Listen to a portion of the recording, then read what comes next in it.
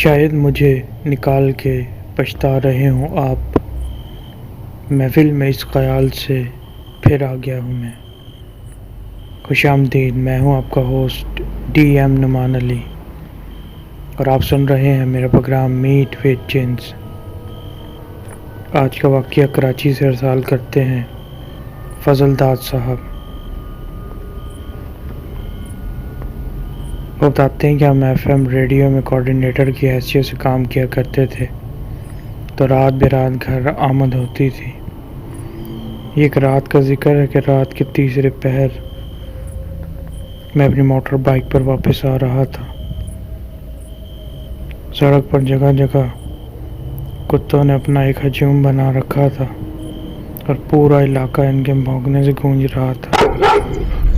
سڑک سنسان تھی کہ تھوڑی ہی دور جا کر میری بائیک خراب ہو گئی۔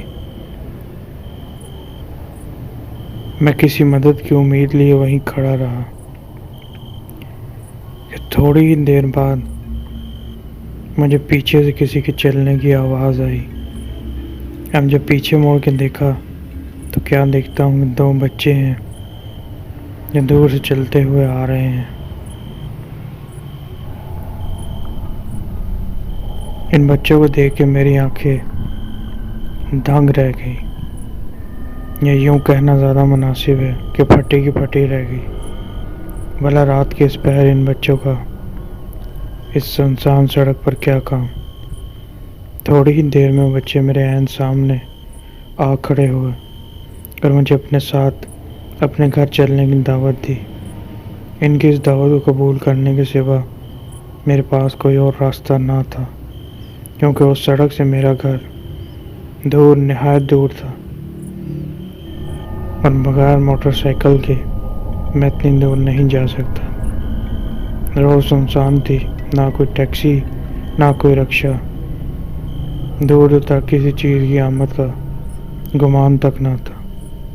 کچھ ہی دیر چلنے کی مسافت طے کر کے ہم اس صدیوں پرانے گھر کے عین سامنے کھڑے تھے، جس کی موجودگی نے مجھے عجیب تذبذب میں مبتلا کر دیا۔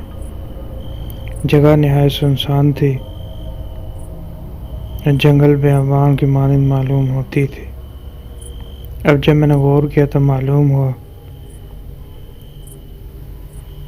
کہ مکان جس جگہ موجود ہے اس کے ساتھ ہی بہت بڑا قبرستان ہے۔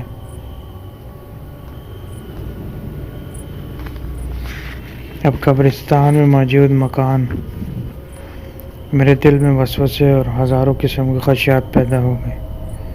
ابھی میں ان خدشوں اور اسی کشمکش میں مبتلا تھا کہ یکدم ایک عجیب سی آواز نے میری سوچ کے مرکز کو توڑ ڈالا،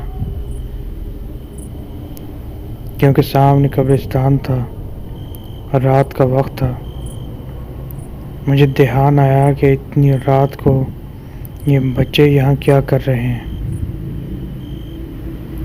ابھی اس خیال کی طرف میرا دھیان پڑا ہی تھا کہ میں نے پیچھے مڑ کے دیکھا تو یکدم بچے کہیں غائب تھے۔ بچوں کا نام و نشان تک نہیں تھا، اور میں اکیلا ہی اس پرانے مکان کے آگے کسی مجسمے کی طرح ایستادہ تھا۔ آدھی رات میں سنسان سڑک پر یہ بچے، کیا یہ واقعی کسی آدم ذات کے بچے تھے؟ اگر کسی انسان کے بچے تھے تو کہ یوں ایک دم نظروں سے اوجھل کیوں ہوں گے؟ کیا یہ میری نظر کا دھوکہ تھا؟ کیا وہ بچے تھے ہی نہیں؟ ابھی میں اس مکان کے آگے کھڑا ہی تھا اور اپنی سوچوں میں غلطاں تھا کہ مجھے ایک آواز نے جھنجھوڑ ڈالا۔ کون ہو تم اور یہاں کیا کر رہے ہو؟ وہ میں نے پوچھا، کون ہو تم؟ میرے سامنے کھڑا شخص اس وقت میرے لیے زندگی بن کر نمودار ہوا۔ وہ میں پلیز میری مدد کیجیے۔ میں نہیں جانتا کہ میں یہاں کیسے آیا۔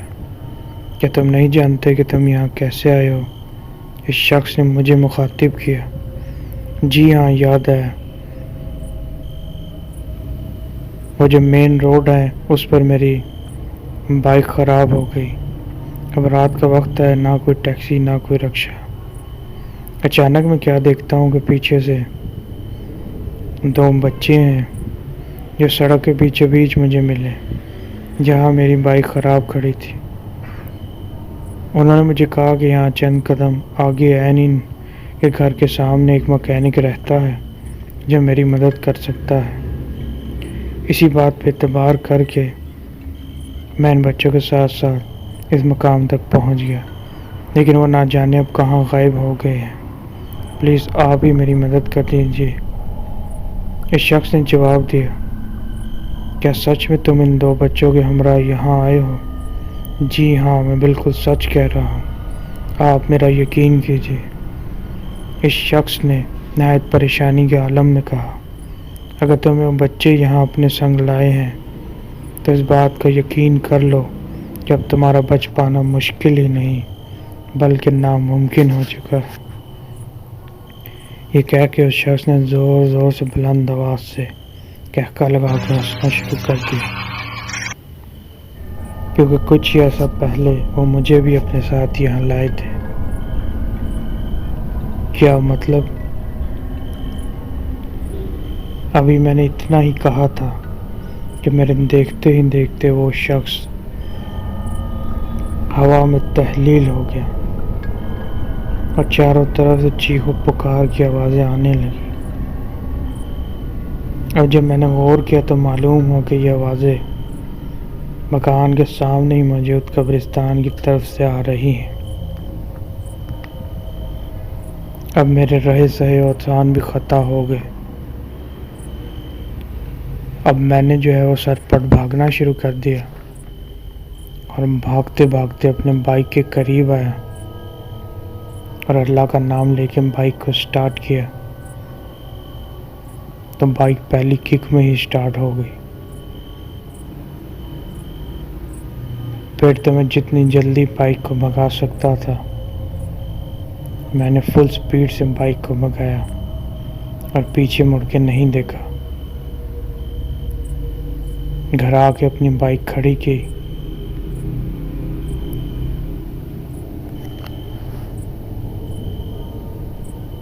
اور اپنے حواس جو نہایت ڈر و خوف کی وجہ سے خطا ہو چلے تھے ان کو قابو میں کیا۔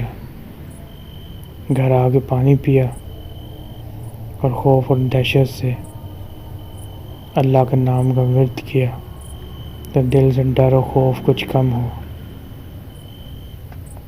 تو یہ وہ ناقابل فراموش اور نہایت حیرت ناک ڈرا دینے والا واقعہ تھا جو میرے ساتھ ایک نہایت سنسان اور ویران سڑک کے بیچوں بیچ پیش آیا۔ اس واقعے کے ساتھ ہی اپنے ہوسٹ ڈی ایم نعمان علی کو اجازت دیجیے۔ اگر اس قسم کا کوئی واقعہ آپ اپنی یادداشتوں میں رکھتے ہیں اور شیئر کرنا چاہتے ہیں تو واٹس ایپ نمبر پر ارسال کیجیے۔ اجازت دیجیے، اللہ حافظ۔